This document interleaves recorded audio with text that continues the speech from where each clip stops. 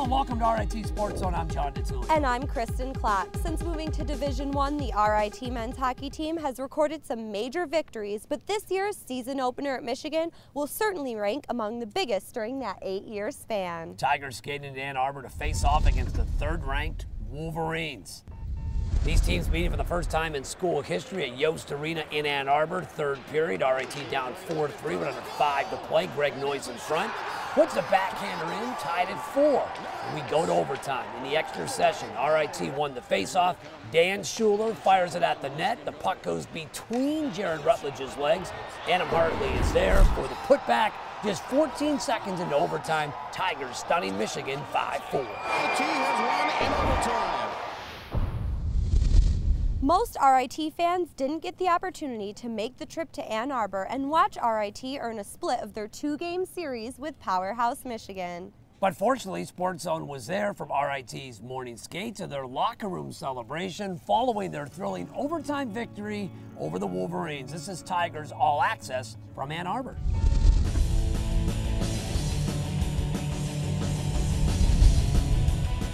It's game day now, so we wake up 8:30, 9 o'clock meal. We'll depart for the rink at 10:15 for a pregame skate. I like going on the road, I think, from a team chemistry, bonding. I think those are all good things. Guys get to know each other. We pair up young guys with older guys in the rooms and things like that, so they get to know each other. I don't think you want to be on the road too long early in the season. I don't think you want to be at home too long early in the season. So this is a good start for us.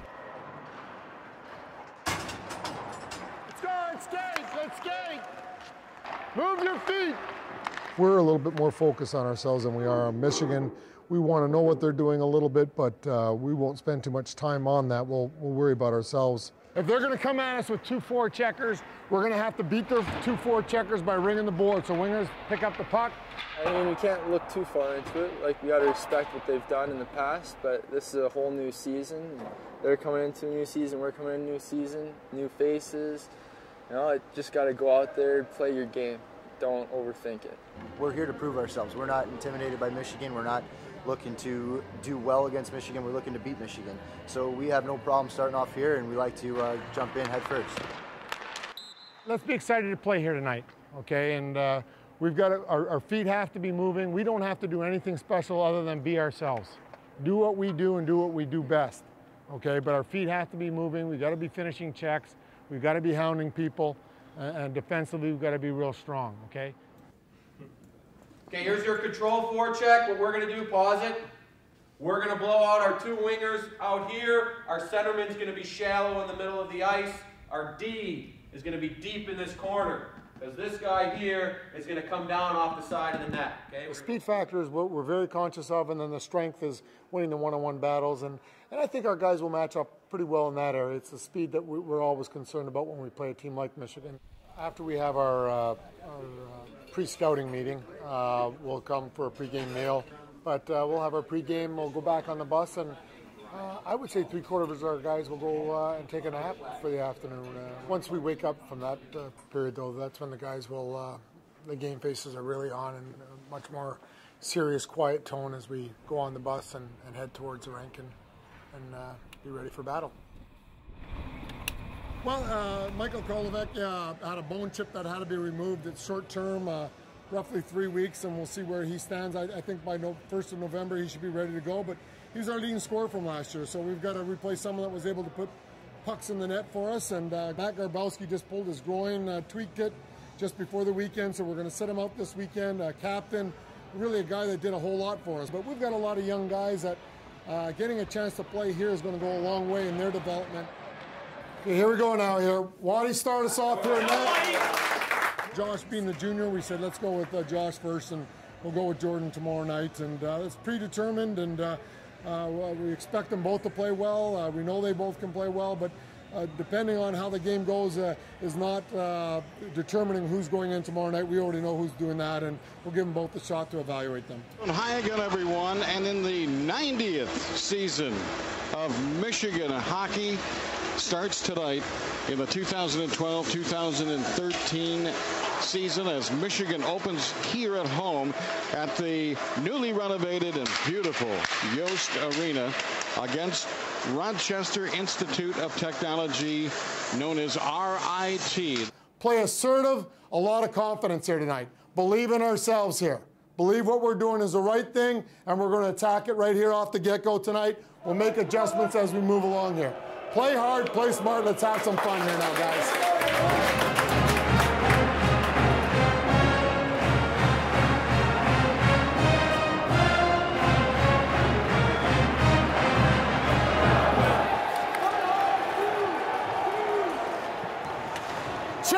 That's it. That's what we got to do right there.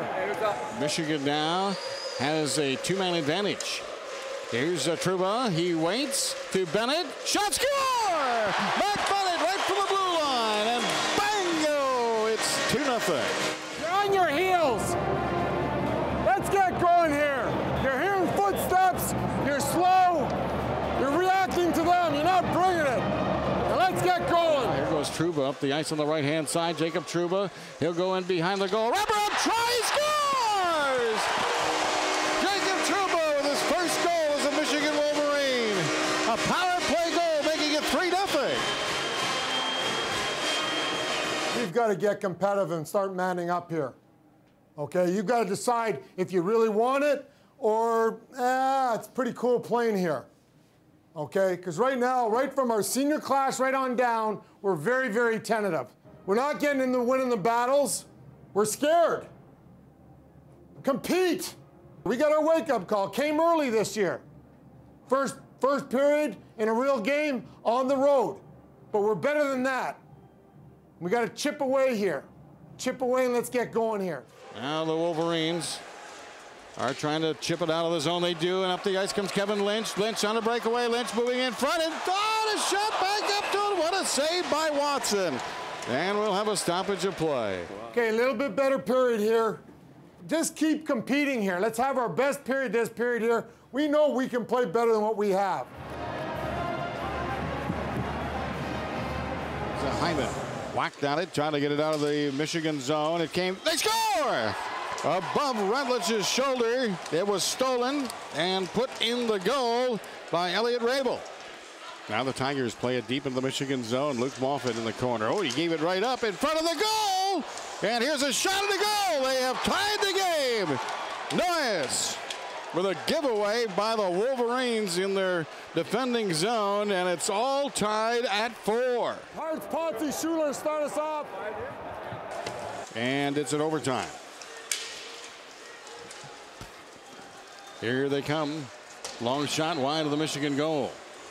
And another shot right in the legs. Oh, right behind the goal, it goes in! It went right through the legs of Jared Rutledge, and RIT has won in overtime. This shouldn't surprise us. I mean, you go down, since we've gone Division I, whether it be Minnesota, Cornell at Cornell, Denver, UNH, it doesn't matter. We've played all the ranked teams. There's no one to be afraid of. And hey, they have X amount of talent, and we respect that, but so do we here. So I thought a great win, and that's the bottom line. But we expected to win a game here, if not two. It's great for anybody coming here and beat this quality team in their barn would be a huge confidence booster, and doing that for us, Atlantic hockey team. Just shows that we can play with anybody in our conference, can play with anybody as well. It's huge. It's everything. Coming in with the number 2 ranked team in the nation, we come in and steal one from them. I mean, everyone realizes the potential that we have for the season now and kind of sets the tone for the rest of the season.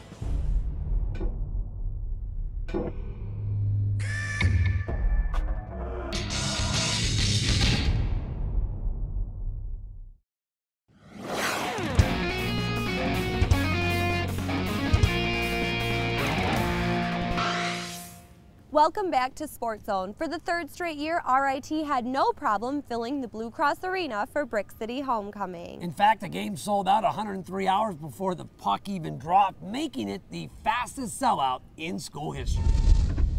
RIT facing Division I newcomer Penn State. 3rd period, the Nittany Lions up 2-1 on the power play. Max Gardner beats Josh Watson to give Penn State a 2-goal cushion. RIT would answer. Jeff Smith, the highlight of the night, a great individual effort to bring the Tigers back to within 1 at 3-2. RIT played the final 4 minutes on the power play, and they pulled Josh Watson for an extra attacker with 1:24 left. But all 11 shots on net during that span were stopped by PJ Musico as Penn State shocked the Tigers 3-2. It was a night of missed opportunities for RIT, but none bigger than the final 5 minutes, when thanks to a penalty, the team had a man advantage but couldn't get the equalizer. Coach, can you talk a little bit about the 5-minute penalty you guys kind of had at the end? Well, I thought we did very well in the last 5 minutes. Unfortunately, we waited for the last 5 minutes. To me, the game was won or lost in this case in the first 40 minutes. I didn't think we played with any sense of urgency. We played at a pace. We turned it on in the third period, but it was just too late, and they had strong goaltending to shut us down. But the last 5 minutes, besides scoring, I think we did everything else pretty well. We got pucks to the net. We created some opportunities for ourselves. The goalie came up big, and they got a good penalty kill at the end for a big win for their program. Can you talk a little bit about the goaltender for Penn State and how he played tonight? He stopped a lot of shots. His rebounds just couldn't get on them. I mean, they were good around the net, and they did a good job. I mean, they worked hard today. They came in, and they played well in front of him, and he was a good backstop for him. Can you talk a little bit about the defensive lapses that led to the 2 goals by Penn State? Yeah, they were just 2 mistakes, and they took full advantage of them, and you got to give credit to them. But we got to clean up our defensive zone for sure. It's just communication, a lot of communication and things like that. But other than that, like basically puck luck. We had some bounces that just didn't go our way, and they ended up on their stick, and they capitalized on their opportunities. Penn State didn't seem too intimidated coming into this big arena. What did you think about that? Well, I think the fact that we got off to a very slow start, I think we let them get comfortable in what we would consider our rink here tonight, and by just playing with no edge but just very average, I thought they should get comfortable. We didn't put much pressure on them throughout the first 2 periods until the third, and then it was just too late. What can you guys really take away from this game? Coming off a loss like this, it's a kick in the butt. I mean, we got to get going. We're just, sometimes going out there, we got to go out there every single time. We have to go out there wave after wave. We have to finish our checks. We have to be going hard every single shift. Can't take shifts off. And then tonight we came out flat, I think, and it really cost us. Yeah, obviously you want to come in and play well. We got 10,500 fans that play in front of us, so you want to come in, play well for them and everything like that. And we brought it at times, and then other times we kind of had lapses that cost us the game. It's more of a letdown. Like, we feel like we let everyone down. So yeah, it's definitely frustrating, but it's disappointing as well. And we wish we could have had all these fans leave with the W, but that's the way that's why you play the game. So we're going to move on from here and hopefully get a W next weekend. So he kicked it to himself, and he put it in off his stick. The RIT women's hockey team also called the Blue Cross Arena home for Brick City. Lady Tigers welcomed Yale to town. First period, RIT led 1-0, and on the attack, the Tigers crashing the net, and Celeste Brown puts in the power play goal, her third of the year. It was 2-0 RIT. In the second, again on the power play, Erin Zach from behind the net, she gets it to go for her first on the year. RIT shuts out Yale 3-0. Just a reminder that SportsZone will carry 9 RIT women's hockey games this season. Our next live broadcast comes up Saturday, November 10th, when the Tigers host Syracuse at 2 o'clock.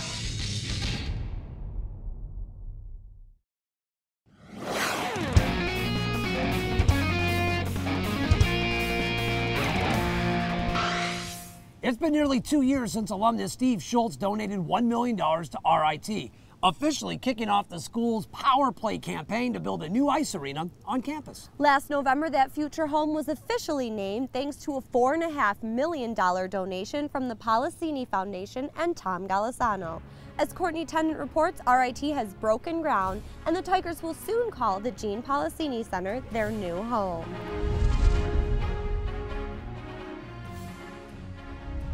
Two years from now, the RIT men's and women's hockey teams will have a new home in the Gene Polisseni Center.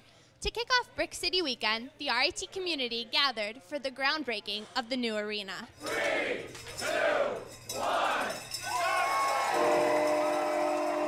It's finally the groundbreaking. How excited are you? Very excited. It's going to be even more for the ribbon cutting. But look at this response, just amazing. So it's great to see the excitement here on campus as well from the student body. And the team, you know, they come up and talk like, wow, we can't wait to play in this arena. So it's just amazing. And the band, I mean, everybody's excited. How could you not? What does it mean to finally be here with the groundbreaking ceremony? I think it becomes that much more of a reality. You know, we've been going through the process, but it certainly feels that way. As I've said before now, for 2 years I'll be walking over to this piece of ground over here and see, okay, what'd they do today? And geez, it seems slow, and then all of a sudden it gets put up real quick. It's amazing to watch how they do these projects and how much work really does go in. And we've got great people working with us, with Chase here from Rochester and BBB out of Toronto, architects. I think it's been a great group to work with.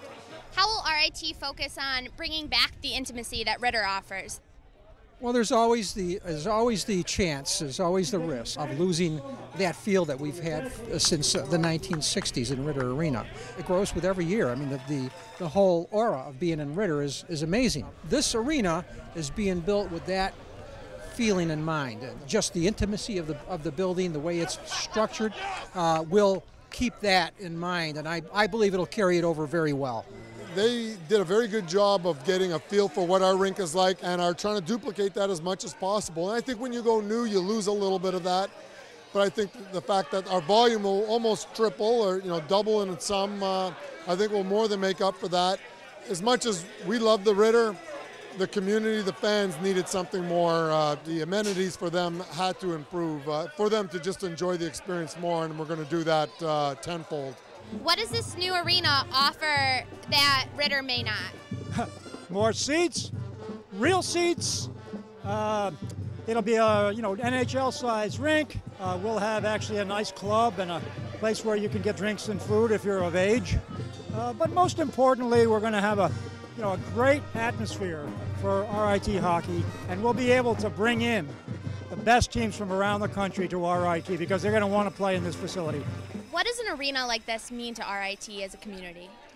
It will change the fabric of this community. It's going to change the way people look at one another, the way that people look at this university. We have a lot of buildings on this campus. There's beautiful buildings and academic buildings and sports buildings, but this is going to be a one-of-a-kind facility, totally dedicated to building school spirit, to build pride among the university. I'm excited about it because men's and women's hockey will send a message about our sports program to the rest of the community about what we're all about. So I think it's more than bricks and mortar.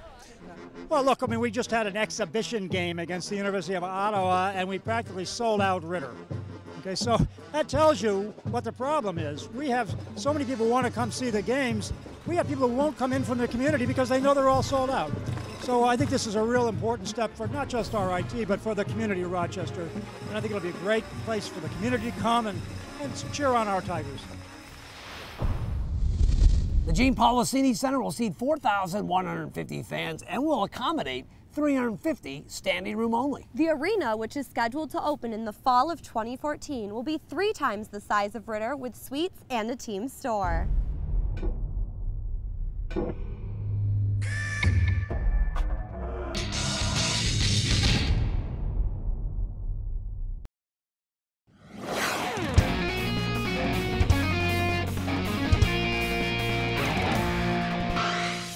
Chelsea Shoemaker was a rising star on the RIT women's soccer team. She led the Tigers in assists her freshman year and was one of the team's top scorers during her sophomore season. But as Emily Clark reports, Shoemaker's junior campaign was put on hold for an entire year after a major injury and an unfortunate accident. Last year, Chelsea Shoemaker's season was over before it officially started. Last fall, we went through our normal preseason, and then in our first scrimmage, we host a scrimmage here on campus, and in our first game against Geneseo, a girl took me out from behind and ended up blowing out my knee, my ACL, MCL, meniscus. And it's a very common injury, especially with female soccer players. And so once it happened, I was obviously very disappointed. I'd worked hard leading up to the year, was excited to get on the field with my teammates. And so obviously there's the emotional side of it of, after working so hard, being like, okay, it's done. Already facing a long recovery, Chelsea then suffered an even greater setback. Fast forward 4 days, I just found out my surgery date and coming back with my dad was when the accident happened. The injuries I sustained from the accident, besides for a lot of like bumps, scrapes, bruises, blood, really was my arm shattered. When we hit, I turned, and the whole right side of me was what was mostly affected. So after like being cut out of the car, going to the hospital, you know, being in the trauma room, they ended up having to do reconstructive surgery on my arm. Now, you injure your knee and you're told you can't play for 6 months, and then you get in a car accident 4 days later and all of a sudden you're out until who knows when. Would you say that was an ultimate low for you? I think the biggest thing for me was it just really put life into perspective. You know, I live a really fast-paced life and I'm always very busy, and I've never had something that's really put me completely down and out before. Chelsea took a medical leave from school to focus on her recovery. For a good 4 or 5 months, I spent, you know, 4 hours a day, 2 hours on my knee, 2 hours on my arm.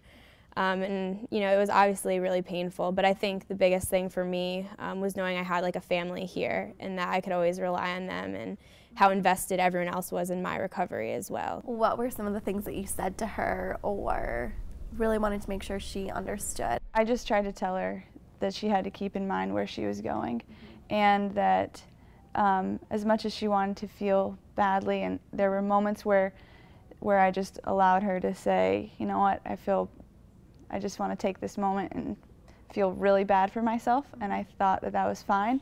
But then we also identified the moments where now's the time where you need to focus on your teammates, you need to focus on the team, and hopefully that'll help pull you out of this moment where you're focused on the bad things and you can remember what it is that you're working towards. While she couldn't be on the field or in the classroom, Chelsea found comfort in her role as president of the Student Athletic Advisory Committee. I really credit that role to her recovery last year, because when she got hurt, she threw herself into that job. You know, she didn't have the soccer field anymore to go be an outlet for her, and SAC really became her outlet. Is there anyone who knows that there's other people coming who aren't here yet? Being able to throw myself into other things, other activities here on campus like SAC, because I knew that, you know, I wasn't able to compete on the field and I wasn't able to, you know, be a student in the classroom. So I really had to find where I was able to still apply myself and, you know, feel needed and feel wanted. After nearly a year of ups and downs, Chelsea returned to the field in August. When she was finally able to get back onto the field, did you notice any hesitation, or was it pure determination in terms of her just getting back into it? She wanted it really badly. You know, she worked so hard for so long that that moment when she was finally able to step on the field again was really rewarding for her. And it's still a work in progress. You know, she's still building back and getting to the point that she was at. But every day she gets closer. Preseason was tough. It was not a walk in the park, obviously. You know, after playing a couple years here and then having to step back and almost start over, I think, you know, at times it was emotional, but I think I just really wanted to be back on the field, and being able to step on the field for the first time in a game was really exciting. Well, that does it for this edition of RIT SportsZone. Don't forget, we're always on it, RITSZ.com. And you can also stay up to date with SportsZone by following us on Twitter and friending us on Facebook. So until next time, thanks for joining us in the zone.